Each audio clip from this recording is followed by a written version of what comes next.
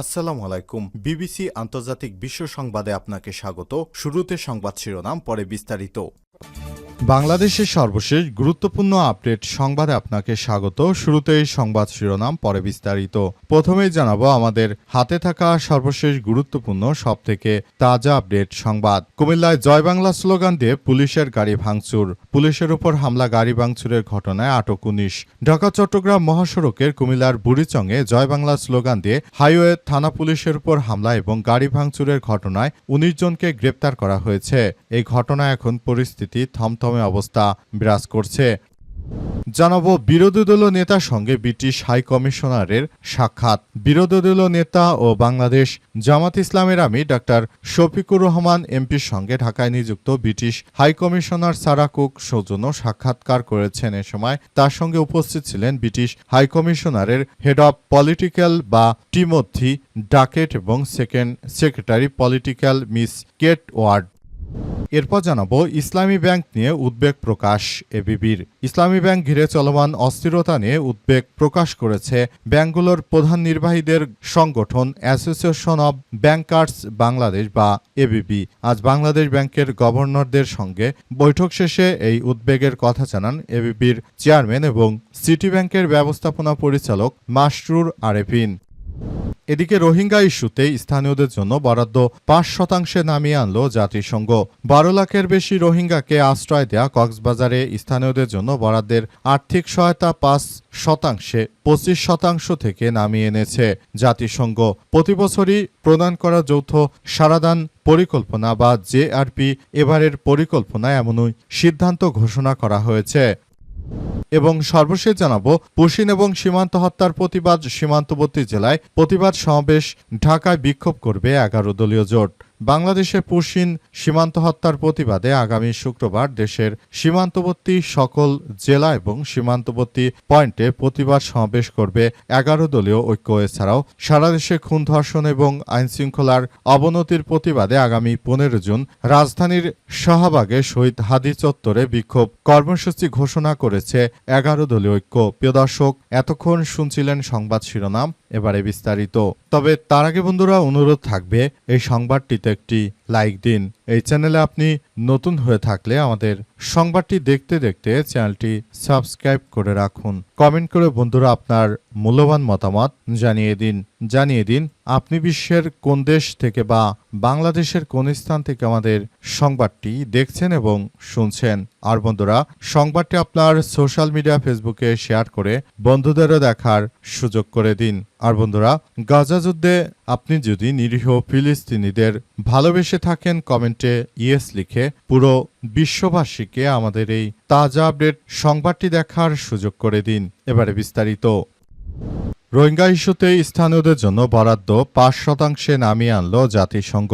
12 লাখেরও বেশি রোহিঙ্গাদের আশ্রয় দেয়া কক্সবাজারের স্থানীয়দের জন্য বরাদ্দ আর্থিক সহায়তা 25% থেকে কমিয়ে মাত্র 5% নিয়ে এসেছে জাতিসংঘ। প্রতিবছর প্রণয়ন করা যৌথ সারাদান প্রকল্পে বা জেআরপির এবারের পরিকল্পনায় এমনই সিদ্ধান্ত ঘোষণা করা হয়েছে। একই সঙ্গে জেআরপি 2026 এর বাস্তবায়ন কঠোর থেকে স্থানীয় এনজিওগুলোকে বাদ দেওয়া হয়েছে।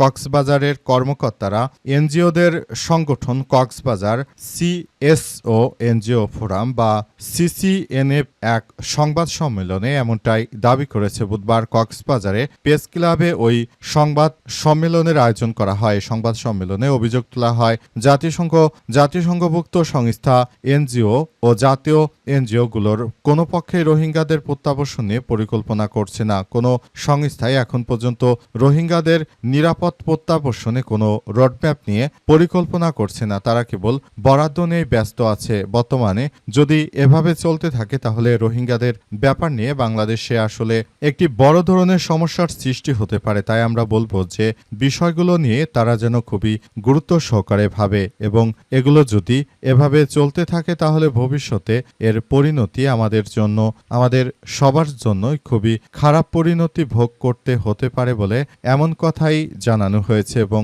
আরও বলা হয়েছে যে বর্তমান সময়ে এই ধরনের কার্যক্রম আমাদের সবার জন্য খুবই খারাপ কিছু বয়ে আনছে। তাই আমরা বিষয়গুলো নিয়ে সবাই একযোগে কার্যক্রম চালাতে চাই এবং আমরা বলতে চাই এটি আসলে কারোর জন্যই সুখকর কোনো বিষয় হতে পারে না। যদি বিষয়গুলো নিয়ে আপনারা সত্যি যার যার জায়গা থেকে পরিস্থিতিগুলো সামাল দিতে চান তাহলে এই মুহূর্তে জাতিসংঘের বরাদ্দ বাদ দিয়ে বরং নিজেরাই রোহিঙ্গাদের দায়িত্ব নেওয়ার জন্য প্রস্তুতি নিন। বাংলাদেশের জনগণকেই খাইয়ে পড়িয়ে রোহিঙ্গাদের বাঁচিয়ে রাখতে হবে, তা না হলে তাদেরকে দেশ থেকে তাড়ানোর ব্যবস্থা করতে হবে। বিরোধী দলীয় নেতার সঙ্গে ব্রিটিশ হাইকমিশনারের সাক্ষাৎ। বিরোধী দলীয় নেতা বাংলাদেশ জামাত ইসলামের আমির ডাক্তার শফিকুর রহমান এমপির সঙ্গে ঢাকায় নিযুক্ত ব্রিটিশ হাইকমিশনার সারা কুক সৌজন্য সাক্ষাৎ করেছেন। এ সময় তার সঙ্গে উপস্থিত ছিলেন British high commissioner head of political ত্রিমূর্তি ডাকেট এবং সেকেন্ড সেক্রেটারি পলিটিক্যাল মিস গেটওয়ার্ড। আজ সংসদ ভবনে বিরোধী দলীয় নেতার কার্যালয়ে এক সাক্ষাৎকার অনুষ্ঠিত হয়। সৌজন্য সাক্ষাৎকারটি অত্যন্ত আন্তরিক ও সৌহার্দ্যপূর্ণ সম্পর্কের মধ্য দিয়ে গড়ে তোলা হয়েছে। মূলত ভবিষ্যতে বাংলাদেশ কোন দিকে যাবে এবং বাংলাদেশ আসলে কি করতে চলেছে সেসব বিষয় নিয়ে মূলত এই ধরনের কার্যক্রম আসলে চলমান থাকবে বলে এমন তথ্য নিশ্চিত করা হয়েছে। এছাড়া বলা হচ্ছে যে ভবিষ্যতের একটি সুন্দর ও সমৃদ্ধির একটি আধুনিক বাংলাদেশ গড়ে তোলার মধ্য দিয়ে মূলত আমাদের সবাইকে এগিয়ে আসতে হবে। আমরা মনে করি বর্তমান সময়ে যে ধরনের কার্যক্রমগুলো চলমান রয়েছে সেটি আমাদের সবার জন্য খুবই গুরুত্ব সহকারে দেখা হচ্ছে। বিষয়গুলো আমাদের এই মুহূর্তে সবার জন্য অত্যন্ত একটি জটিল আকার ধারণ করেছে এবং আমরা বিষয়গুলোকে খুবই গুরুত্ব সহকারে দেখছি। বিষয়গুলো নিয়ে সবাই যার যার মধ্য দিয়ে আলাপ আলোচনা চালালেও মূলত বাংলাদেশে ইসলামপন্থীরা যেন মাথাচাড়া দিয়ে উঠতে না পারে সেজন্য ব্রিটিশ এই নেতৃত্ববৃন্দরা তারা সব সময় কিন্তু বাংলাদেশে বিশেষ ভূমিকাগুলো পালন করে থাকে। মূলত ব্রিটেনের সরকার কখনোই বাংলাদেশে ইসলামপন্থীরা এগিয়ে আসুক সেই বিষয়টি তারা কখনোই চায় না। সুতরাং বিষয়গুলোকে তাই ভেবে এই পরিস্থিতিগুলো এখনই সামাল দিতে হচ্ছে তাদেরকে এবং তারা আগামীতে কিভাবে বিষয়গুলো নিয়ে আরো সুন্দরভাবে পরিস্থিতি সামাল দেওয়া যায় সেসব বিষয় নিয়ে তারা কার্যক্রম চালাচ্ছে। তাই আমরা এগুলো নিয়ে এখনই এই বিষয়গুলো নিয়ে খুবই গুরুত্ব সহকারে দেখছি। ইসলামী ব্যাংক বিষয়ে উদ্বেগ প্রকাশ এবিবির। ইসলামী ব্যাংক ঘিরে চলমান অস্থিরতায় গভীর উদ্বেগ প্রকাশ করেছে ব্যাংকগুলোর প্রধান নির্বাহীর সংগঠন অ্যাসোসিয়েশন অব ব্যাংকার্স বাংলাদেশ বা এবিবি। আজ বাংলাদেশ ব্যাংকের গভর্নরের সঙ্গে বৈঠক শেষে এই উদ্বেগের কথা জানান এবিবির চেয়ারম্যান ও সিটি ব্যাংকের ব্যবস্থাপনা পরিচালক মাসরুর আরেফিন। তিনি বলেছেন যে ইসলামী ব্যাংক পরিস্থিতি শুধু একটি প্রতিষ্ঠানের সমস্যা নয় বরং পুরো ব্যাংকিং খাতের উপরের প্রভাব পড়ছে, যা নিয়ে ব্যাংকাররা খুবই উদ্বেগজনক অবস্থানে রয়েছে। গভর্নর ইসলামী ব্যাংকের চলমান পরিস্থিতিকে কেবল ব্যাংকিং খাতের বিষয় হিসেবে নয় বরং এটি একটি রাজনৈতিক ইস্যু হিসেবে দেখছেন। তিনি সংশ্লিষ্ট পক্ষগুলোর মধ্যে সমঝোতার মাধ্যমে সমস্যার সমাধানের চেষ্টা করছেন। এবিবির চেয়ারম্যান বলেন যে ব্যাংকিং খাতে সুশাসনের বিষয়ে কঠোর অবস্থানের কথা জানিয়েছে গভর্নর। তিনি ব্যাংকগুলোর প্রধান নির্বাহী রাজনৈতিক চাপের কাছে নতি স্বীকার না করার আহ্বান জানান। একই সঙ্গে ক্রেডিট ইনফরমেশন ব্যুরোতে সিআইবি সঠিক তথ্য প্রদান নিশ্চিত করার নির্দেশনা দেন।